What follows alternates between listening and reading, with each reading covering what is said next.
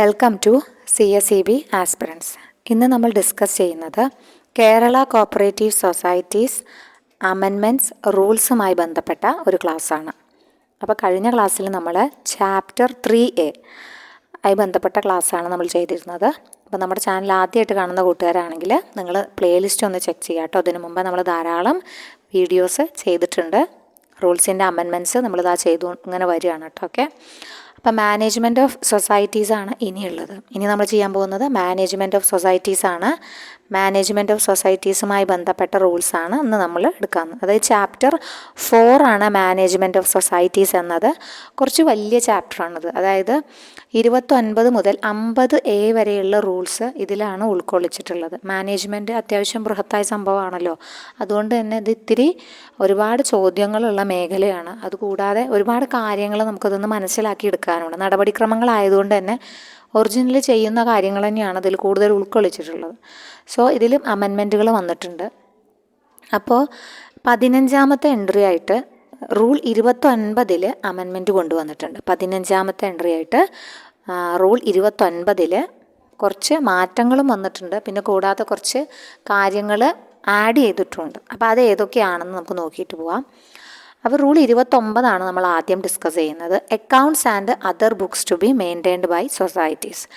ഒരു 29, 30, 31 ഈ ഭാഗമൊക്കെ ധാരാളം ക്വസ്റ്റ്യൻ പേപ്പറിൽ കാണാറുള്ള ചോദ്യങ്ങൾ തന്നെയാണ് കേട്ടോ. അപ്പോൾ പണ്ട് കാലത്തൊക്കെ ഈ ഒരു റൂൾ 29 ഈ accounts and other books to be maintained by societies ഏത് റൂളാണ് എന്നൊക്കെയാണ് കാണാറുള്ളത്. ഇപ്പോൾ ആ കാലമൊക്കെ പോയി. ഇടയ്ക്ക് എപ്പോഴെങ്കിലും അങ്ങനത്തെ ചോദ്യം കാണുമ്പോൾ നമുക്ക് സന്തോഷം തോന്നുക അല്ലേ. ഇപ്പോൾ അതൊന്നുമല്ല അവസ്ഥ. ഉള്ളിലുള്ള കണ്ടൻറ്റുകൾക്ക് തന്നെയാണ് പ്രാധാന്യം. എന്ന് വെച്ചാൽ അത് പഠിക്കാതിരിക്കാൻ പറ്റുമോ? പറ്റില്ല. അപ്പോൾ rule 29 accounts and other books to be maintained by the societies. അപ്പോൾ 29 അക്കൗണ്ടുകൾ ഉണ്ടെന്നോ അല്ലെങ്കിൽ 29 ബുക്കുകൾ ഉണ്ടെന്നോ നിങ്ങൾ പഠിച്ചു വയ്ക്കുക. അപ്പോൾ നിങ്ങൾക്ക് എളുപ്പമാണല്ലോ. 29 അക്കൗണ്ട്സ് ആൻഡ് ബുക്സ് ആര് സൂക്ഷിക്കുന്നുണ്ട്? സൊസൈറ്റികൾ സൂക്ഷിക്കുന്നുണ്ടെന്ന് ആലോചിക്കുക. അപ്പോൾ അത് റൂൾ 29 കണക്ട് ചെയ്തു. 29 അക്കൗണ്ട്സ് ബുക്കുകൾ ആര് സൂക്ഷിക്കുന്നുണ്ട്? സൊസൈറ്റികൾ സൂക്ഷിക്കേണ്ട. 29 അല്ല കേട്ടോ, ഞാൻ പറഞ്ഞു എന്നേ ഉള്ളൂ. റൂൾസുമായി കണക്ട് ചെയ്യാനുള്ള ഒരു എളുപ്പം. അപ്പോൾ റൂൾ 29 കിട്ടി. അത് കഴിഞ്ഞ് ഇതിൽ അമെൻമെൻറ്റ് വന്ന ഭാഗം ഒന്നാമത്തെ സബ് റൂളിൽ തന്നെ അമെൻമെൻറ്റ് വന്നിട്ടുണ്ട്. അതെന്താണെന്ന് നോക്കാം. നമ്മൾ റെഡിങ്ങിൽ കൊടുത്തിട്ടുള്ളതാണ് അമെൻമെൻറ്റ് ചെയ്ത ആ ഒരു വാക്ക് എന്ന് പറഞ്ഞിട്ടുള്ളത്. സബ് റൂൾ 1 പറഞ്ഞിട്ടുള്ളത് every society shall keep and maintain for such period, ഇത്ര period and in such manner, ഇത്ര രീതിയിൽ, ഇന്ന രീതിയിൽ, ഇന്ന പീരിയഡിലാണ് സൊസൈറ്റി കീപ്പ് ചെയ്യേണ്ടത്. ഓക്കെ, ഈ റെക്കോർഡ്സൊക്കെ മെയിൻറ്റെയിൻ ചെയ്യേണ്ടത്. അത് ഏതൊക്കെ എങ്ങനത്തെ അക്കൗണ്ട്സ് വേണം? Books, registers, either in physical or digital form. പണ്ടൊക്കെ എഴുത്തുകുത്തുകൾ രേഖകളും ഒക്കെ എന്തു ഫോമിൽ മാത്രമായിരുന്നു? പേപ്പർ ഫോമിൽ മാത്രമായിരുന്നു. ഇപ്പോൾ പേപ്പർലെസ് എക്കോണമി ആണല്ലേ. അപ്പോൾ അതുകൊണ്ട് തന്നെ ഡിജിറ്റൽ ഫോമിലും ആവാമെന്നാണ് പറയണത്. ഇപ്പോൾ എല്ലാം കമ്പ്യൂട്ടറൈസ്ഡായി. ബാങ്കുകളൊക്കെ എല്ലായിടത്തും ഏകദേശം സിസ്റ്റത്തിലാണ് കാര്യങ്ങൾ. അപ്പോൾ അതുകൊണ്ട് തന്നെ ഐദർ ഇൻ ഫിസിക്കൽ മാത്രമല്ല, ഒന്നുകിൽ ഫിസിക്കൽ ആവാം. ഇനിയിപ്പോൾ അത്ര ഡെവലപ്മെൻറ്റ് ഇല്ലാത്തവരാണെങ്കിൽ ഫിസിക്കൽ ഫോമിലായിക്കോട്ടെ, പേപ്പറും ബണ്ടിലും കിട്ടും, റെക്കോർഡും ഫയലൊക്കെ അങ്ങനെ തന്നെ ഇരിക്കട്ടെ. അല്ലാത്തവർക്ക് ഡിജിറ്റൽ ഫോമിലേക്ക് മാറ്റാം എന്നാണ് പുതിയൊരു വേർഡ്. അപ്പോൾ ഈ വേർഡാണ് കേട്ടോ, ഈ വേർഡാണ് അമെൻഡ് ചെയ്ത് കയറ്റിയിട്ടുള്ളത് 29 കേട്ടോ. അപ്പോൾ 29 ഈ ഒരു ബുക്സ് ആൻഡ് രജിസ്റ്റേഴ്സ് എന്ന് പറഞ്ഞ അക്കൗണ്ട്സ് ബുക്സ് ആൻഡ് രജിസ്റ്റേഴ്സ് എവിടെയെല്ലാം വരുന്നുണ്ടോ അവിടെയെല്ലാം either in physical or digital form എന്ന് പറഞ്ഞ വേർഡിങ് കയറി വരും. എല്ലായിടത്തും ഉണ്ട്. അപ്പോൾ എവിടേക്കാണോ ഈ ബുക്സും രജിസ്റ്റേഴ്സും അക്കൗണ്ട്സും പറഞ്ഞിട്ടുള്ളത് അവിടെയൊക്കെ ഈ ഫിസിക്കൽ ഓർ ഡിജിറ്റൽ ഫോം വരും. അത് നിങ്ങളൊന്ന് ശ്രദ്ധിക്കണം. ഓക്കെ, അപ്പോൾ അതാണ് സബ് റൂളിൽ പറഞ്ഞിട്ടുള്ളത്. ഡിജിറ്റൽ ഫോമിൽ സൂക്ഷിക്കണം. In connection with the business of the society as the registrar may from time to time direct. എന്ത് ബിസിനസ്സുമായി ബന്ധപ്പെട്ട കാര്യങ്ങളാണല്ലോ ഈ സൂക്ഷിക്കേണ്ടത്, അല്ലാതെ മറ്റു കാര്യങ്ങളല്ലല്ലോ. അപ്പോൾ അത് നിങ്ങൾക്കറിയാവുന്ന കാര്യമാണ്. ആരാണ് അതിന് ടൈം ടു ടൈം ഡയറക്ഷൻസ് കൊടുക്കുന്നത്? രജിസ്ട്രാറാണ്. അത് പ്രത്യേകം നോട്ട് ചെയ്യണം. And shall make them available, അത് അദ്ദേഹത്തിന് അവൈലബിൾ ആക്കുകയും വേണം. To the officer authorised by the registrar for the purpose of inspection audit. Okay, ഇൻസ്പെക്ഷൻ്റെ സമയത്തും ഓഡിറ്റിൻ്റെ. അപ്പോൾ ഇവിടെ പറയുന്ന ഇൻസ്പെക്ഷൻ ഓഡിറ്റും എന്താ രജിസ്ട്രാർക്ക് എന്ന് ഡൗട്ട് വരാം. ഇത് ജനറൽ കേസസ് ആണ് പറയണത്. ഇപ്പോൾ നമ്മൾ സബ്സിഡിയറി ഇൻസ്റ്റിറ്റ്യൂഷൻ്റെ കേസ് പറഞ്ഞപ്പോൾ പറഞ്ഞു സബ്സിഡിയറി ഇൻസ്റ്റിറ്റ്യൂഷൻസിൽ ഇൻസ്പെക്ഷനും ഓഡിറ്റും ഒക്കെ രജിസ്ട്രാർ കണ്ടക്ട് ചെയ്യുന്നുണ്ട് എന്ന് പറഞ്ഞു അല്ലേ. അപ്പോൾ ഡൗട്ടുകൾ വന്നേക്കാം നമ്മുടെ DCA അല്ലേ ചെയ്യാന്ന്. ഇത് ജനറൽ കേസിലുള്ളതാണ്. ഇപ്പോൾ എന്തെങ്കിലും ഒരു കംപ്ലൈൻറ്റ് വന്നു, ജസ്റ്റ് എന്തെങ്കിലും ഒരു വിഷയവുമായി ബന്ധപ്പെട്ട കാര്യങ്ങൾ രജിസ്ട്രാർ ചുമതലപ്പെടുത്തുന്ന ആൾക്കോ പോയിട്ട് ഇൻസ്പെക്ട് ചെയ്യാനുള്ള അധികാരമുണ്ട്. അതിനെക്കുറിച്ചിട്ടാണ് പറഞ്ഞത്. അല്ല നമ്മുടെ അവിടുത്തെ ഫിനാൻഷ്യൽ അക്കൗണ്ട്സുമായി ബന്ധപ്പെട്ട ഓഡിറ്റിംഗ് നടത്തുന്നത് ആരല്ല, രജിസ്ട്രാർ അല്ല, അത് DCA തന്നെയാണ് സോൾ അതോറിറ്റി. അപ്പോൾ അത് നിങ്ങൾ ഇവിടേക്ക് ഓർത്ത് വയ്ക്കുക. ഇത് ജനറൽ കേസിലത്തെ കാര്യമാണ് പറയുന്നത്. രജിസ്ട്രാർ ആണല്ലോ എല്ലാം ഓൾ ഇൻ റോൾ. അതുകൊണ്ട് തന്നെ രജിസ്ട്രാർക്ക് അങ്ങനെ ഒരു പവർ ഉണ്ട് എന്ന് ആലോചിക്കുക. അപ്പോൾ ഈ ഒന്നാമത്തെ സബ് റൂളിൽ നമ്മൾ എന്തെല്ലാം നോട്ട് ചെയ്യണം, എന്തൊക്കെയാണ് നമ്മൾ നോട്ട് ചെയ്യേണ്ടത്? ആദ്യമായി നോട്ട് ചെയ്യേണ്ടത് എല്ലാ സൊസൈറ്റികളും കീപ്പ് ചെയ്യണം, മെയിൻറ്റെയിൻ ചെയ്യണം. ഇത്ര പീരിയഡ്, ഇന്ന മാനറിൽ ഇത്ര പീരിയഡിനുള്ളിൽ എന്തൊക്കെയാണ് കീപ്പ് ചെയ്യേണ്ടത്? Accounts, books, registers. ഏത് രൂപത്തിൽ? Either in physical or digital form. അത് ഒന്നാമത്തെ വരിയാണ്. അത് ഒന്നാമത്തെ പോയിൻ്റാണ്. In connection with the business മാത്രമാണ് അവർ സൂക്ഷിക്കേണ്ടത്. In connection with the business of the society, അതാണ് രണ്ടാമത് ശ്രദ്ധിക്കേണ്ടത്. പിന്നെ ഇതിനുള്ള രജിസ്ട്രാറാണ് ഇതിനുള്ള ഡയറക്ഷൻസ് ടൈം ടു ടൈം കൊടുക്കുന്നത്. അതുമാത്രമല്ല അദ്ദേഹത്തിന് available to his office or to the person authorised, അല്ലെങ്കിൽ to the officer authorised by the registrar for the purpose of inspection or audit. ഇൻസ്പെക്ഷനോ ഓഡിറ്റിനോ വേണ്ടിയിട്ട് ഒന്നുകിൽ അദ്ദേഹം ചുമതലപ്പെടുത്തുന്ന ഓതറൈസ് ചെയ്യുന്ന ഓഫീസർക്കോ ഇത് എത്തിച്ചു കൊടുക്കണം.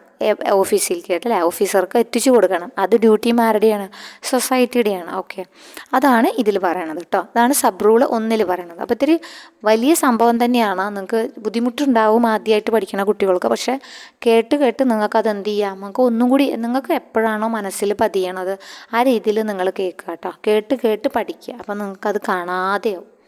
ഇനി അടുത്തത് ന്യൂ അമെൻമെൻറ്റ് വന്നിട്ടുള്ള ഭാഗം 1A ആണ്. അപ്പോൾ 1A എന്ന് പറഞ്ഞിട്ടുള്ള 1A എന്ന് വെച്ചാൽ 1Aയുമായി ബന്ധപ്പെട്ട കാര്യം എന്താ വെച്ചാൽ all cooperative societies shall prepare. 1A ഉണ്ടായിരുന്നില്ല, മൊത്തം ചേർക്കുകയാണ്. 1A എന്ന് പറഞ്ഞ സബ് റൂള് മൊത്തം ചേർത്തതാണ് കേട്ടോ. ഇതൊരു പുതിയ സബ് റൂളാണ്, ന്യൂ അമെൻമെൻ്റ് ആണ് 1A എന്നുള്ളത്. അപ്പോൾ all cooperative societies shall prepare and keep the books of accounts and financial statements in the manner and forms included in the audit manual prepared by the registrar. അത് പ്രധാനപ്പെട്ട ഒരു കാര്യമാണ്. അതായത് ഇതുവരെ അത് പറഞ്ഞായിരുന്നില്ല, ഓഡിറ്റ് മാനുവലിൻ്റെ കാര്യം പറഞ്ഞു. ഇപ്പോൾ പറഞ്ഞിട്ടുണ്ട് നമ്മൾ പറഞ്ഞല്ലോ രജിസ്ട്രാറാണ് ഏത് രീതിയിൽ തീരുമാനിക്കുക എന്നതാണ് രജിസ്ട്രാറാണെന്ന് പറഞ്ഞു. അപ്പോൾ ഈ കോപ്പറേറ്റീവ് സൊസൈറ്റീസ് ബുക്സുകളും അക്കൗണ്ടുകളും ഫിനാൻഷ്യൽ സ്റ്റേറ്റ്മെൻറ്റുകളും പ്രിപ്പയർ ചെയ്യേണ്ടത് ഏത് ഫോംസുകളും കേട്ടോ, അത് ഫോമുകളും അതിൽ പറഞ്ഞിട്ടുണ്ട്. ഫോമുകൾ സൂക്ഷിക്കേണ്ട വിധം, ഫോമുകൾ എഴുതി വാങ്ങേണ്ട വിധം ഒക്കെ പറഞ്ഞിട്ടുണ്ട്. അതെല്ലാം പറഞ്ഞിട്ടുള്ള സംഭവം ഓഡിറ്റ് മാനുവലാണ്. അപ്പോൾ ഈ ഓഡിറ്റ് മാനുവൽ രജിസ്ട്രാർ പ്രിപ്പയർ ചെയ്യുന്ന ഓഡിറ്റ് മാനുവൽ, രജിസ്ട്രാർ മാത്രമല്ല DCAക്കും അവിടെ പങ്കുണ്ടെന്ന് നമുക്കറിയാം. അപ്പോൾ ഇൻ കൺസൾട്ടേഷൻ വിത്ത് രജിസ്ട്രാർ എന്നാണ് അവിടെ നമ്മൾ പഠിച്ചിട്ടുള്ളത്. അപ്പോൾ audit manual prepared by the registrar എന്നാണ് ഇവിടെ പറയുന്നത്. അപ്പോൾ അവർ രണ്ടുപേർക്കും അതിൽ വ്യക്തമായ പങ്കുണ്ട്. അപ്പോൾ audit manual prepared by the registrar ആണല്ലോ. അപ്പോൾ ഓഡിറ്റ് മാനുവൽ പ്രിപ്പയർ ചെയ്യുന്നത് രജിസ്ട്രാറാണ്. അപ്പോൾ രജിസ്ട്രാർ ഓഡിറ്റ് മാനുവൽ പ്രിപ്പയർ ചെയ്യുന്ന രീതിയിൽ വേണം, അതിൽ പറഞ്ഞിട്ടുണ്ടാവും അത് പ്രകാരം വേണം ഈ ഒരു ബുക്സുകളും അക്കൗണ്ട്സുകളും ഒക്കെ മെയിൻറ്റെയിൻ ചെയ്യാൻ എന്ന് നിങ്ങൾ പ്രത്യേകം ഓർത്ത് വയ്ക്കണം കേട്ടോ. അപ്പോൾ ഓഡിറ്റ് മാനുവലിൻ്റെ കേസിൽ DCAക്കും അതുപോലെ തന്നെ രജിസ്ട്രാർക്കും പങ്കുണ്ട്. ഓക്കെ, ഇവിടെ DCAനെ പറഞ്ഞിട്ടില്ല. ഇത് ഗവൺമെൻറ് അപ്രൂവ് ചെയ്യണം, കാലാകാലങ്ങളിൽ time to time approved by the government എന്നും പറഞ്ഞിട്ടുണ്ട്. അപ്പോൾ ഇവർ 3 പേരെയും ഓർക്കണം. പക്ഷേ ഇതിൽ DCA പറഞ്ഞിട്ടില്ല കേട്ടോ. ഇവിടെ DCA അല്ല, ഇവിടെ രജിസ്ട്രാറുടെ പങ്കാണ് പറയണത്. അത് പ്രത്യേകം ഓർത്ത് വയ്ക്കുക. അവിടെ വരുമ്പോൾ നമുക്ക് DCAയുടെ കാര്യങ്ങൾ ഡിസ്കസ് ചെയ്യാം. അപ്പോൾ 1A ഫ്രഷാണ്. ഇപ്പോൾ മൊത്തം 1A ഇപ്പോൾ ഇവർക്ക് ചേർത്തതാണ്. അപ്പോൾ അതുകൊണ്ട് തന്നെ ഓഡിറ്റ് മാനുവൽ നിങ്ങളൊന്ന് ശ്രദ്ധിക്കണം. അങ്ങനൊരു ക്വസ്റ്റ്യൻ ചിലപ്പോൾ വന്നേക്കാം. ഏതിൽ പറഞ്ഞിട്ടുള്ള രീതിയിലാണ് അക്കൗണ്ട്സും ബുക്സും മെയിൻറ്റെയിൻ ചെയ്യേണ്ടതെന്ന് ചോദിച്ചാൽ ഓഡിറ്റ് മാനുവൽ പറഞ്ഞിട്ടുള്ള രീതിയിലാണ്. ഓക്കെ, അപ്പോൾ നെക്സ്റ്റ് ഇവിടെ രണ്ടാമത്തെ സബ് റൂളിലും അമെൻമെൻറ്റ് വന്നിട്ടുണ്ട്. സബ് റൂളിൽ ചെറിയ മാറ്റേ വന്നിട്ടുള്ളൂ. അപ്പോൾ നമ്മൾ നേരത്തെ പറഞ്ഞല്ലോ either in physical or digital form, അതാണ് ഇവിടെ വന്ന മാറ്റം. അതാണ് നമ്മൾ റെഡിങ്ങിൽ ഹൈലൈറ്റ് ചെയ്ത് എടുത്ത് കാണിച്ചിട്ടുള്ളത്.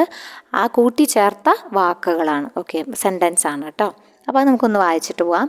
സബ് റൂൾ 2 എന്താ പറഞ്ഞിട്ടാൽ without prejudice to the provisions of the foregoing sub rule the society shall in general keep and maintain the following accounts and the books either in physical അല്ലെങ്കിൽ digital ഫോമിൽ സൂക്ഷിക്കാം. പിന്നെ അതിൽ new amendment A ആയിട്ട് വന്നിട്ടുള്ളത് മാറ്റം വന്നിട്ടുള്ളത് minutes book for recording the proceedings of the subcommittee, the committee and the general body of members shall be prepared manually, thereafter kept by means of digital forms എന്ന് പറഞ്ഞിട്ടുണ്ട്. അതായത് minutes book proceedings record ചെയ്യുന്ന സംഭവമാണല്ലോ minutes book. എന്തിൻ്റെയൊക്കെ? Sub കമ്മിറ്റിയുടെ, അതുപോലെ തന്നെ കമ്മിറ്റിയുടെ, general body of the members, ഇതെല്ലാം minutes book prepare ചെയ്യും അല്ല റെക്കോർഡ് ചെയ്യും. ഓക്കെ, അത് പ്രിപ്പയർ ചെയ്യുന്നത് മാനുവലി പ്രിപ്പയർ ചെയ്യുക. അതിനുശേഷം thereafter kept by means of digital ഫോംസിലേക്ക് മാറ്റുക. ഓക്കെ, അങ്ങനെയാണ് പറയുന്നത് കേട്ടോ. പിന്നെ ബി പറഞ്ഞിട്ടുള്ളത്, അപ്പോൾ ഇതിൽ അവർ സൂക്ഷിക്കേണ്ട രേഖകളെ കുറിച്ചിട്ടാണല്ലോ 29 പറയണത്. അക്കൗണ്ട്സ് ഏതൊക്കെയാണ്, ബുക്സ് ഏതൊക്കെയാണെന്നാണ്. അപ്പോൾ ഇനി പറയാൻ പോകുന്നത് ഏതൊക്കെ ബുക്കുകളാണ് അല്ലെങ്കിൽ ഏതൊക്കെ അക്കൗണ്ടുകളാണ് അവർ വെക്കുന്നതെന്നാണ്. അപ്പോൾ ഒന്നാണ് ഷെയർ ആപ്ലിക്കേഷൻ രജിസ്റ്റർ എന്ന് പറഞ്ഞിട്ടുള്ളൊരു രജിസ്റ്റർ അവർ മെയിൻറ്റെയിൻ ചെയ്യുന്നുണ്ട്. അപ്പോൾ അതിൻ്റെ ഉള്ളിൽ എന്തൊക്കെയാണ് കൊടുത്തിട്ടുള്ളതെന്ന് നമുക്ക് വേഗത്തിൽ ഓടിച്ചു പോകാം. അത്യാവശ്യം വലിയ റൂളാണ്, പെട്ടെന്നൊന്നും തീരില്ല കേട്ടോ. 50A എന്ന് പറഞ്ഞാൽ അറിയാലോ നിങ്ങൾക്ക്. ഈ ഭാഗം ചാപ്റ്റർ 4 വളരെ ബൃഹത്തായതാണ്. അപ്പോൾ നമുക്ക് തുടങ്ങുമ്പോൾ അയ്യോ ഇതെങ്ങനെ പഠിക്കുക എന്ന് തോന്നരുത്. ആദ്യം തന്നെ നമ്മൾ അയ്യോ ഇത് ഭയങ്കര പാടിയാണല്ലോ, അങ്ങനെ ഒരു കാര്യത്തെ സമീപിക്കരുത്. പയ്യെ തിന്നാ പനയും തിന്നാം, അത്രയേ ഉള്ളൂ അല്ലേ. അപ്പോൾ നമുക്ക് പതുക്കെ പഠിച്ചാൽ എല്ലാം സിമ്പിളായിട്ട് തോന്നും. ഷെയർ ആപ്ലിക്കേഷൻ രജിസ്റ്റർ കണ്ടെയ്ൻ ചെയ്യുന്നത് എന്തെല്ലാമാണ്? Name and address of the applicant, date of receipt of the application, the number of shares applied for, എത്ര ഷെയർസിനാണ് അപ്ലൈ ചെയ്തിട്ടുള്ളത്. ഇനി റെഫ്യൂസൽ ഉണ്ടെങ്കിൽ അത്, ദ ഡേറ്റ് ഓഫ് കമ്മ്യൂണിക്കേഷൻ അവരായിട്ട് ഡിസൈഡ് ചെയ്യുമല്ലോ. അഡ്മിഷൻ റെഫ്യൂസ് ചെയ്ത് കഴിഞ്ഞാൽ ആ കാര്യവും ഡേറ്റും എഴുതി വെക്കണം. ഇതെല്ലാമാണ് ഷെയർ ആപ്ലിക്കേഷൻ രജിസ്റ്ററിൽ പറഞ്ഞിട്ടുള്ളത്. അപ്പോൾ എന്തെല്ലാമാണ് ഷെയർ ആപ്ലിക്കേഷൻ രജിസ്റ്ററിൽ പറഞ്ഞിട്ടുള്ളത് എന്ന് ഒന്നുകൂടി നോക്കാം. Name and address of the applicant, date of receipt of the application, number of shares applied for, പിന്നെ റിഫ്യൂസൽസ് ഇഫ് എനി ഉണ്ടെങ്കിൽ അത്, date of communications of the decision of refusal, ആ സമയം റിഫ്യൂസ് ചെയ്തതിൻ്റെ ഡേറ്റ് കേട്ടോ, അതും ഷെയർ ആപ്ലിക്കേഷൻ രജിസ്റ്ററിൽ mention ചെയ്തിട്ടുണ്ടാവണം. അപ്പോൾ മനസ്സിലായെന്ന് വിചാരിക്കണോ. അഡ്മിഷൻ രജിസ്റ്ററിലേക്കാണ് നെക്സ്റ്റ് പോകുന്നത്. അഡ്മിഷൻ രജിസ്റ്റർ എന്തെല്ലാമാണ് ഷോ ചെയ്യുന്നത്? The name, address and signature, thumb impression. എല്ലാവർക്കും ഒപ്പിടാൻ അറിഞ്ഞോളണമെന്നില്ല. അപ്പോൾ പഴയ കാലത്തെ കാര്യമാണല്ലോ. ഇപ്പം അങ്ങനെയൊന്നും ആൾക്കാരുണ്ടാവില്ല, ചിലപ്പോൾ നമ്മുടെ പഴയ തലമുറ ഉണ്ടാവുക അല്ലേ. Thumb impression of each member. ഇനിയിപ്പോൾ അല്ല എഴുതാൻ വയ്യാത്ത ആൾക്കാരുണ്ടാവില്ലേ, എഴുതാനും ബുദ്ധിമുട്ടുള്ള ആൾക്കാരുണ്ടാവും, അപ്പോൾ അവരുടെ. The date of admission, the shares taken by him, the amount paid towards such shares and amount of share capital if any, refund എന്തെങ്കിലും റീഫണ്ട് ചെയ്തിട്ടുണ്ടെങ്കിൽ അത്, together with the date of each such payment and refund. എന്തെങ്കിലും payment നടത്തേണ്ട ഡേറ്റും refund നടത്തേണ്ട ഡേറ്റും അടക്കമാണ് ഇവിടെ കാണിക്കേണ്ടത് കേട്ടോ. അതാണ് അഡ്മിഷൻ രജിസ്റ്റർ. അപ്പോൾ ആ കേസ് മനസ്സിലായിട്ടുണ്ടാവും. ഇവിടെയൊന്നും അമെൻമെൻറ്റ് വന്നിട്ടില്ല കേട്ടോ, അവിടെയൊന്നും അമെൻമെൻറ്റ് വന്നിട്ടില്ല. ഇനി അമെൻമെൻറ്റ് വരുന്നത് എം എന്ന് പറഞ്ഞ ഒരു സബ് റൂളിൽ സബ് റൂളിൻ്റെ ഉള്ളിലുള്ള എമ്മിലാണെന്ന് തോന്നുന്നു കേട്ടോ. അപ്പോൾ നമ്മളത് വരുമ്പോൾ പറയാം കേട്ടോ. ഓക്കെ, ഈ നോമിനേഷൻ രജിസ്റ്ററിൻ്റെ കാര്യം പറയുകയാണെങ്കിൽ എന്താണ് nomination register? Name and address of the persons nominated by the members as per rule 23. Rule 23 പറഞ്ഞിട്ടുള്ള പോലെ അവരുടെ പേരും അഡ്രസ്സുമാണ് പേഴ്സൺസ് നോമിനേറ്റ് ചെയ്യുന്ന രജിസ്റ്ററാണ് nomination register. Day book, cash book showing daily റിസീപ്റ്റ്സും എക്സ്പെൻഡിച്ചറും ബാലൻസും ഈച്ച് ഡേയിൽ എൻഡ് ചെയ്യുന്നത് കാണിക്കുന്നതാണ് ഡേ ബുക്ക്. ഒരു ക്യാഷ് ബുക്ക് എന്ന പേരിലാണ് അറിയപ്പെടുക. പിന്നെ അടുത്തത് പറയുന്നത് ഡേ ബുക്കിൻ്റെ ഉള്ളിലുള്ളതാണ് receipt book containing forms in duplicate one of each set to be issued for money received by the society and other to be serve as a counter file. അറിയാലോ, നമുക്ക് മുറിച്ച് തരില്ലേ, ഒരു ഭാഗം അവരുടെ കയ്യിലുണ്ടാവും, ഒരു ഭാഗം നമുക്ക് തരും. ഓക്കെ, റെസിപ്റ്റ് ബുക്ക് അങ്ങനെ കണ്ടെയ്നിങ് ഫോംസ്, ചിലത് ഡ്യൂപ്ലിക്കേറ്റ് എഴുതിയതാവും അവരുടെ കയ്യിലുണ്ടാവും അല്ലേ, മറ്റേ നീല പേപ്പർ വെച്ച് എഴുതി തരില്ലേ, അതുണ്ടാവും. അപ്പോൾ അതാണ് അവർ സൂക്ഷിക്കുക, അവരുടെ കൗണ്ടർ ഫയൽ. ബാക്കി നമുക്ക് മുറിച്ച് തരും. അപ്പോൾ അതിനൊരു റെസിപ്റ്റ് ബുക്ക് ഉണ്ടായിരിക്കും, പേയ്മെൻറ്റ്സ് ഒക്കെ നടത്തിയതിൻ്റെ രസീതുകൾ വാങ്ങിയതിൻ്റെ. പിന്നെ voucher file containing all vouchers for contingent expenditure incurred by the society serially number ചെയ്ത് ക്രോണോളജിക്കലി ഓർഡറിൽ ഫയൽ ചെയ്തായിരിക്കണം വൗച്ചർ ഫയൽ. എന്തെങ്കിലുമൊക്കെ വാങ്ങിക്കഴിഞ്ഞാൽ റെസിപ്റ്റുകളൊക്കെ കിട്ടും, അതൊക്കെ ഇപ്പം 500 രൂപയുടെ സാധനം വാങ്ങുകയാണെങ്കിൽ 500 രൂപയ്ക്ക് തുല്യമായിട്ട് ബില്ലുണ്ടായിരിക്കും. അപ്പോൾ അതൊക്കെ അവർ എടുത്തു വയ്ക്കണം. Ledgers of borrowing showing deposits and other borrowings of all കൈൻഡ്സിലുള്ള സെപ്പറേറ്റ് ഫോയിൽസ് ആയിട്ട് ബോറോയിങ്സും ഡെപ്പോസിറ്റ്സും ഒക്കെ കാണിക്കുന്നത് ലെഡ്ജർ, അതിന് വേണ്ടിയിട്ട് ലെഡ്ജർ ഉണ്ടായിരിക്കും. ജനറൽ ലെഡ്ജർ ഉണ്ടായിരിക്കും R&D. ആൻഡ് ഔട്ട്സ്റ്റാൻഡിങ് ഉണ്ടെങ്കിൽ അത് under various heads from day to day maintain ചെയ്യണം. Register of monthly receipts and disbursement ഉണ്ടായിരിക്കും. മന്ത്ലി ഉള്ള R&D സ്റ്റേറ്റ്മെൻറ്റ്സ് ഉണ്ടായിരിക്കും. രജിസ്റ്റർ ഓഫ് ഡിവിഡൻറ്റുകളുണ്ട്. സസ്പെൻസ് അക്കൗണ്ട് രജിസ്റ്റർ ഉണ്ട്. പിന്നെ റെക്ടിഫിക്കേഷൻ രജിസ്റ്ററിലാണ് അമെൻമെൻറ്റ് വന്നിട്ടുള്ളത് കേട്ടോ. Rectification register shall be prepared manually, prepare ചെയ്തിട്ട് പിന്നെ അതെന്ത് ചെയ്യണം, ഡിജിറ്റൽ ഫോമിലേക്ക് കീപ്പ് ചെയ്യണം എന്ന് പറഞ്ഞിട്ടുണ്ട്, കെപ്റ്റ് ചെയ്യണം എന്ന് പറഞ്ഞിട്ടുണ്ട്. ഓക്കെ, അതാണ് ഈ ഒരു ഭാഗത്തുള്ള അമെൻമെൻറ്റ് കേട്ടോ. ഞാൻ പറഞ്ഞില്ലേ ML വന്നിട്ടുണ്ടെന്ന്, അമെൻമെൻറ്റ് വന്നിട്ടുണ്ടെന്ന്. അപ്പോൾ അത് ML വന്ന അമെൻമെൻറ്റ് റെക്ടിഫിക്കേഷൻ രജിസ്റ്ററുമായി ബന്ധപ്പെട്ടതാണ്. Rectification register shall be prepared manually and thereafter kept by means of digital forms എന്നാണ് പറഞ്ഞിട്ടുള്ളത്. ഓക്കെ, മനസ്സിലായെന്ന് വിചാരിക്കുന്നു. സബ് റൂള് പിന്നെ അത് കഴിഞ്ഞ് N സബ് റൂളിൽ വീണ്ടും ഉള്ള ഡിവിഷൻസാണ് നമ്മൾ പറഞ്ഞുകൊണ്ടിരിക്കുന്നത്. ഇൻ കേസ് ഓഫ് സൊസൈറ്റി, ഇനി ലോൺസ് ഇഷ്യൂ ചെയ്യാത്ത സൊസൈറ്റികളുടെ കാര്യമാണ് ഇതുവരെ പറഞ്ഞത്. ലോൺസ് ഇഷ്യൂ ചെയ്യുന്ന സൊസൈറ്റികളാണെങ്കിൽ മറ്റ് പല അക്കൗണ്ട്സും കൂടി മെയിൻറ്റെയിൻ ചെയ്യണം. അതെന്തെല്ലാമാണെന്ന് നോക്കാമെന്നാണ് പറയുന്നത് കേട്ടോ. ലോൺ ആപ്ലിക്കേഷൻ രജിസ്റ്റർ ഉണ്ടായിരിക്കും. ലോണിൻ്റെ ലെഡ്ജർ ഉണ്ടായിരിക്കും. അതായത് ഓരോ ലോണും ഈച്ച് ലോൺ ഇഷ്യൂ ടു മെമ്പേഴ്സിൻ്റെ ഡേറ്റ്, അതിൻ്റെ ഡിസ്ബേഴ്സ്മെൻറ്റിൻ്റെ ഡേറ്റ്, അതിൻ്റെ പർപ്പസ്, അയാൾ എന്തിനു വാങ്ങിച്ച ലോണാണ് ഗ്രാൻറ്റ് ചെയ്തത്, date and dates of repayment, അതിൻ്റെ പ്രിൻസിപ്പൽ ഇൻട്രസ്റ്റ് അടക്കമുള്ള കാര്യങ്ങൾ. പിന്നെ ലയബിലിറ്റി രജിസ്റ്റർ ഉണ്ടായിരിക്കും. Liability register showing the indebtedness of each member to the society whether on account of loans taken directly by him or on account of loans for which he is surety ആയിട്ട് നിന്നതാണോ അതോ സ്വയം എടുത്ത ലോണാണോ എന്നൊക്കെ ഓരോ മെമ്പറുടെയും ഇൻഡെപ്റ്റഡ്നെസ് കാണിക്കുന്ന liability register ഉണ്ടായിരിക്കും. ഇതൊക്കെ ഏത് കേസിലാണ്? ക്രെഡിറ്റ് ലോൺ കൊടുക്കുന്ന കേസിലാണ് കേട്ടോ. പിന്നെ ഇമ്മൂവബിൾ പ്രോപ്പർട്ടി ഉണ്ടായിരിക്കും. അത് ഓപ്ഷൻ വെച്ചിട്ടുണ്ടെങ്കിൽ ഡീഫാൾട്ടേഴ്സ് ബ്രോട്ട് ചെയ്ത് സൊസൈറ്റി ലേലത്തിന് വെച്ചിട്ടുണ്ടെങ്കിൽ അതിനെ സംബന്ധിച്ചിട്ടുള്ള രജിസ്റ്റർ ഉണ്ട്. ക്ലോസ്ഡ് ലോണ് ക്ലോസ് ചെയ്ത രജിസ്റ്ററും സൂക്ഷിക്കണം. അടച്ചു, അയാൾ കംപ്ലീറ്റ് ചെയ്തു, എന്നാലും അതും സൂക്ഷിക്കണം. പിന്നെ register of showing progress of application for ആർബിട്രേഷനും എക്സിക്യൂഷനുമായി ബന്ധപ്പെട്ടിട്ടുള്ള പ്രോഗ്രസ് കാണിക്കുന്ന അതിൻ്റെ സ്റ്റേജസ് കാണിക്കുന്ന രജിസ്റ്റർ ഉണ്ടായിരിക്കും. Register of declaration made under section 36 പ്രകാരമുള്ളത്. Register of lands cultivated by members, credit limit സ്റ്റേറ്റ്മെൻറ്റ്സിനെ കുറിച്ച് പറയുന്നുണ്ട്. പിന്നെ പറഞ്ഞത് in case of society unlimited liability ആണെങ്കിൽ property statement of members showing the assets and liabilities of each individual member on the date of his admission with full details of the property. അദ്ദേഹത്തിൻ്റെ full ഡീറ്റെയിൽസും survey നമ്പറും ലാൻഡിൻ്റെ survey നമ്പറും അടക്കം വേണം. The statement shall be revised as often as necessary and in case at least once year ആകുമ്പോൾ അത് പുതുക്കണം എന്നാണ് പറഞ്ഞത്. ഇപ്പോഴും അതിൻ്റെ നിലവാരം ഓരോ വർഷം കൂടുമ്പോൾ ഭൂമിയുടെ വില മാറുമല്ലേ, അപ്പോൾ അതിനനുസരിച്ചിട്ട് അത് വോളിയംസിലായിട്ട് സെറ്റ് ചെയ്തിട്ട് പുതുക്കേണ്ടതാണ്. In case of society which rule 63 applies, registrar or fluid resources showing the immediate liabilities of the society and the extent of fluid resources available to meet them. Fluid resources എന്ന് വെച്ചാൽ fluid resources പെട്ടെന്ന് കാശാക്കി മാറ്റാൻ പറ്റുന്ന റിസോഴ്സസിൻ്റെ കാര്യത്തിലുള്ള ലയബിലിറ്റീസിന് mention ചെയ്യുന്ന കാര്യത്തിലുള്ള ഒരു ഇത് keep ചെയ്യണം. Register of members, ഇനി മെമ്പേഴ്സായിട്ട് കണ്ടിന്യൂ ചെയ്യുക, വോട്ട് ചെയ്യാൻ പറ്റുന്ന ആരെങ്കിലും ഉണ്ടോ അവരുടെ രജിസ്റ്റർ വേറെ വേണം കേട്ടോ. അവരുടെ രജിസ്റ്റർ വേറെ കീപ്പ് ചെയ്യണം. പിന്നെ വന്നിട്ടുള്ള അമെൻമെൻറ്റ്, പുതിയൊരു അമെൻമെൻറ്റ് വന്നിട്ടുള്ളത് മൊത്തം കൂട്ടിച്ചേർത്തതാണ് 3 കേട്ടോ.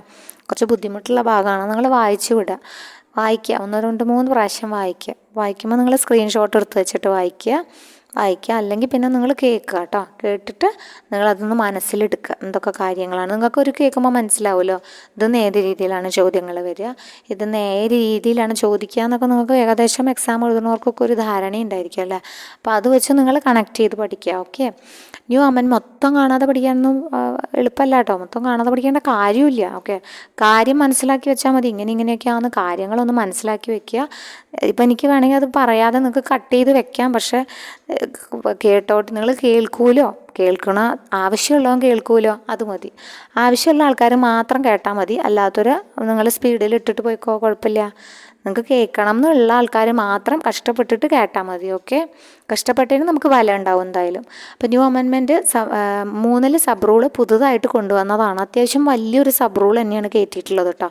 അത്യാവശ്യം കുറേ കണ്ടൻറ്റ് ഇതിലുണ്ട് കേട്ടോ. Okay, there shall be a common software adopted by the government. Common software adopt ചെയ്തിട്ടുണ്ട് ഗവൺമെൻറ്. എന്തിന്? പ്രൈമറി അഗ്രികൾച്ചർ ക്രെഡിറ്റ് സൊസൈറ്റീസിന് ഒരു കോമൺ സോഫ്റ്റ്വെയർ അഡോപ്റ്റ് ചെയ്തിട്ടുണ്ട് government. Okay, every primary agriculture credit society keep ചെയ്യണം, മെയിൻറ്റെയിൻ ചെയ്യണം accounts ഈ ഒരു common software use ചെയ്തതിന് ശേഷം. ഇനി in the case of society other than PSEസിൻ്റെ കേസാണെങ്കിലോ, their account shall be prepared only by using a software approved by the registrar. അപ്പോൾ പ്രത്യേകം ഓർത്ത് വയ്ക്കണം ഈ 2 ഡിഫറൻസും. Common software adopted by the government എന്തിനു വേണ്ടിയിട്ട്? PSEസിന് വേണ്ടിയിട്ട്. ഓക്കെ, പ്രൈമറി അഗ്രികൾച്ചർ ക്രെഡിറ്റ് സൊസൈറ്റീസിനുള്ള കോമൺ സോഫ്റ്റ്വെയർ ഡെവലപ്പ് ചെയ്യുന്നത് ആരാണ്? ഗവൺമെൻറ്റാണ് അഡോപ്റ്റ് ചെയ്യുന്നത്. ഓക്കെ, അത് ഗവൺമെൻറ് പറയണതാണ്. അവർ ഈ PSEs ഗവൺമെൻറ് പറയുന്ന രീതിയിലുള്ള സോഫ്റ്റ്വെയറിൽ കോമൺ സോഫ്റ്റ്വെയറിലാണ് വർക്ക് ചെയ്യേണ്ടത്. എന്നാൽ പ്രൈമറി അഗ്രികൾച്ചറൽ സൊസൈറ്റീസ് ഒഴികെയുള്ള മറ്റ് സൊസൈറ്റികൾ അവർ അക്കൗണ്ട്സ് പ്രിപ്പയർ ചെയ്യുന്നത് software approved by the registrar ആയിരിക്കണം എന്നാണ് പറയുന്നത്. രജിസ്ട്രാർ അപ്രൂവ് ചെയ്താൽ മതി, അല്ലാതെ അവർ കൊടുക്കേണ്ട ആവശ്യമില്ല. രജിസ്ട്രാർ കൊടുക്കേണ്ട ആവശ്യമില്ല. രജിസ്ട്രാർ ഇത് കണ്ടൊന്ന് അപ്രൂവ് ചെയ്താൽ മതി എന്നാണ് പറയുന്നത്. ഓക്കെ, അപ്പോൾ ഇത് മാൽ പ്രാക്ടീസസ് തടയുന്നതിന് വേണ്ടിയിട്ടാണ് അങ്ങനെയൊക്കെ കൊണ്ടുവന്നത് കേട്ടോ. The registrar shall issue necessary guidelines for installation. ഇങ്ങനെയൊക്കെയാണ് ഇൻസ്റ്റാൾ ചെയ്യേണ്ടത് എന്ന് പറഞ്ഞ് ഡയറക്ഷൻസ് ആരും ഇറക്കുന്നുണ്ട്? രജിസ്ട്രാർ ഇറക്കുന്നുണ്ട്. ഓക്കെ, അവരാണ് ഈ സോഫ്റ്റ്വെയർ ആ ഒരു രീതിക്കാണ് ഈ ഗൈഡ് ലൈൻസ് വെച്ചിട്ടായിരിക്കണം അവർ എന്ത് ചെയ്യുന്നത്? ഈ സോഫ്റ്റ്വെയർ ഉണ്ടാക്കേണ്ടത്. ഓക്കെ, ഈ ഒരു ഇൻസ്റ്റാൾ ചെയ്യേണ്ടത്. അതിൻ്റെ മെയിൻ്റനൻസും യൂസും കോമൺ സോഫ്റ്റ്വെയറും എല്ലാ കോപ്പറേറ്റീവ് സൊസൈറ്റീസത്തെ കാര്യം അങ്ങനെ പറയുന്നുണ്ട്. The guideline shall also include details of such as migration. ഇതിലെന്തൊക്കെ ഇതാണ് ഈ കൊടുക്കുക എന്ന് വെച്ചാൽ, രജിസ്ട്രാർ കൊടുക്കുക, ഗൈഡ് ലൈൻസ് കൊടുക്കുക എന്ന് വെച്ചാൽ മൈഗ്രേഷൻ ഓഫ് ലീഗസി ഡാറ്റ, ലീഗലായിട്ടുള്ള ഡാറ്റ മൈഗ്രേറ്റ് ചെയ്യുന്നതിനെ കുറിച്ച് കൊടുക്കും. പിന്നെ sharing of cost for expenses such common software, implementation time ലൈന്, ട്രെയിനിങ് ഓഫ് എംപ്ലോയീസിൻ്റെ കാര്യങ്ങളൊക്കെ ഗൈഡ് ലൈൻസ് ഇദ്ദേഹം പുറപ്പെടുവിച്ചിട്ടുണ്ടാവും. അതിനനുസരിച്ചിട്ടാണ് ഇവർ വർക്ക് ചെയ്യേണ്ടത്. ഇനി in the case of for whom the registrar has given approval for the use of software other than a common സോഫ്റ്റ്വെയറിൽ അല്ലാതെ വേറെ അപ്രൂവൽ കൊടുത്തിട്ടുണ്ടെങ്കിൽ the registrar shall issue necessary guidelines for, ഈ ഒരു ഗൈഡ് ലൈൻസ് എന്തായാലും കൊടുത്തിട്ടുണ്ടാവണം എന്ന് പറയുന്നത്. ഗവൺമെൻറ്റിൻ്റേതല്ലാത്ത പിന്നെ രജിസ്ട്രാർ അപ്രൂവ് ചെയ്ത ഒരു കോമൺ സോഫ്റ്റ്വെയർ ആണ്. അതിന് കോമൺ സോഫ്റ്റ്വെയർ എന്നല്ല, സാധാ സോഫ്റ്റ്വെയർ കേട്ടോ. കോമൺ സോഫ്റ്റ്വെയർ എന്ന് പറഞ്ഞാൽ ഗവൺമെൻറ് ഇംപ്ലിമെൻറ്റ് ചെയ്യുന്ന സോഫ്റ്റ്വെയർ അല്ല. അതുകൊണ്ടുള്ള കോമൺ എന്ന് പറയുന്നത് എല്ലാവർക്കും ഒന്നായിരിക്കും. എല്ലാ PSEസിനും ഒന്നായിരിക്കും. അതിൽ ആണെങ്കിൽ ഗവൺമെൻറ് പറയുന്ന പോലെ അതർ ദാൻ PSEs ആണെങ്കിൽ സോഫ്റ്റ്വെയർ ഏത് വേണമെങ്കിലും അഡോപ്റ്റ് ചെയ്യാം അവർക്ക്. പക്ഷേ അപ്രൂവ് ചെയ്യണം രജിസ്ട്രാർ.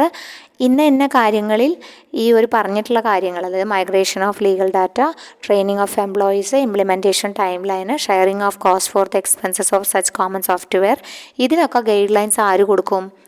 രജിസ്ട്രാർ കൊടുക്കും. ഡിഫറെൻറ്റ് കാറ്റഗറി നോക്കിയിട്ടാണ് കൊടുക്കുക. എല്ലാ കാറ്റഗറിക്കും ഒന്നല്ലല്ലോ.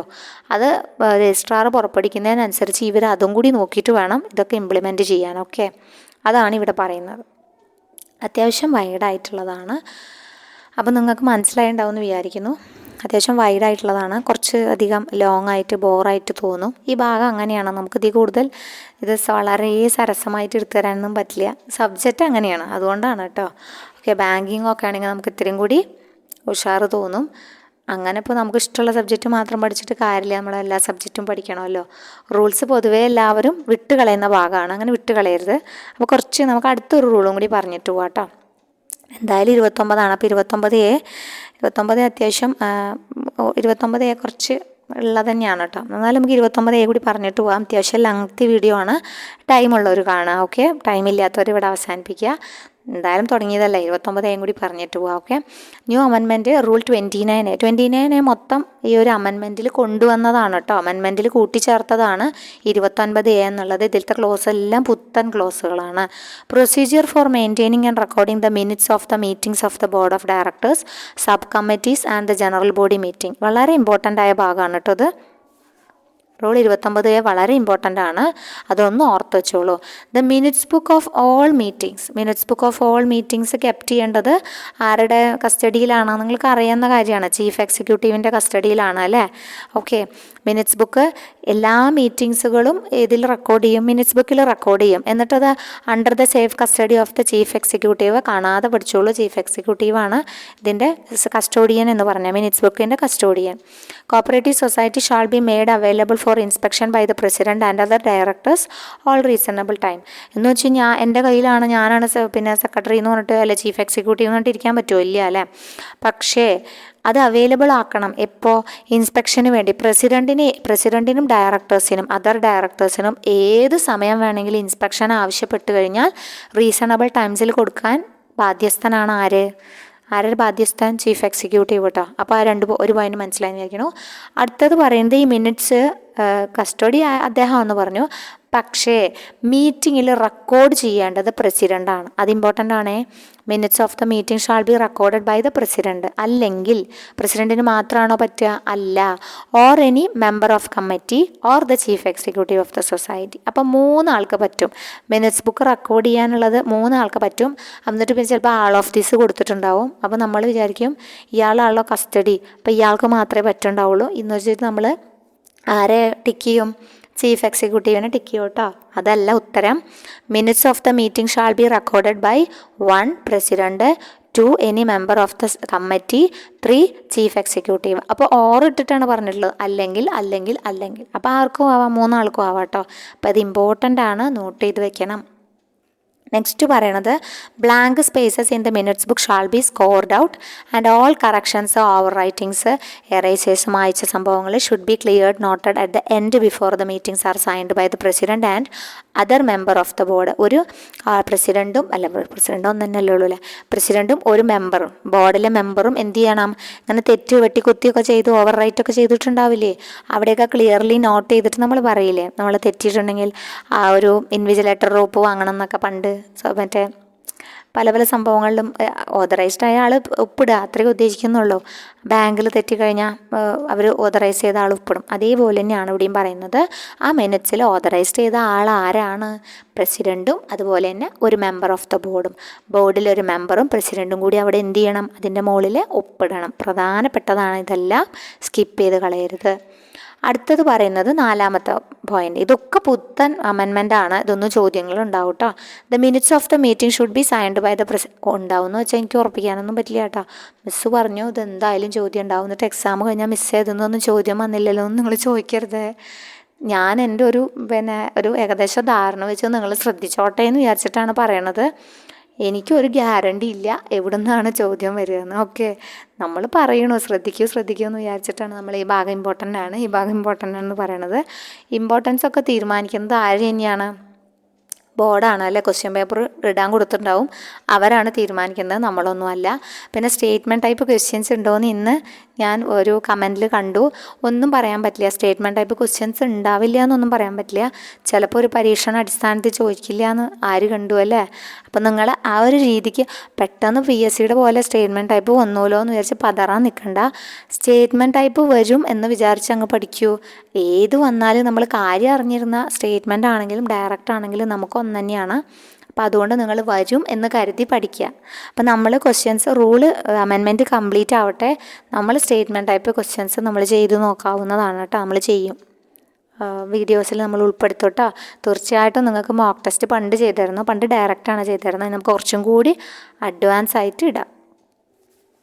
ആദ്യം നമ്മുടെ അമെൻമെൻറ്റ് തീരട്ടെ, അല്ലാതെ നമ്മളിനി അതിൻ്റെ ഇടയിൽ കയറി ഒന്നും കളിക്കില്ല, കാരണം ടൈമില്ല. ഓക്കെ, അപ്പോൾ the minutes of the meeting should be signed by the president, other members of the board who are present at the മീറ്റിങ്ങിൽ പ്രസൻ്റ് ഉള്ള ആൾക്കാർ signed by the president. Minutes of the meeting should be signed by the president and all other members of the board, present ആയിട്ടുള്ള എല്ലാവരും. പിന്നെ proceedings of the previous meeting shall be read out and recorded in the subsequent meeting.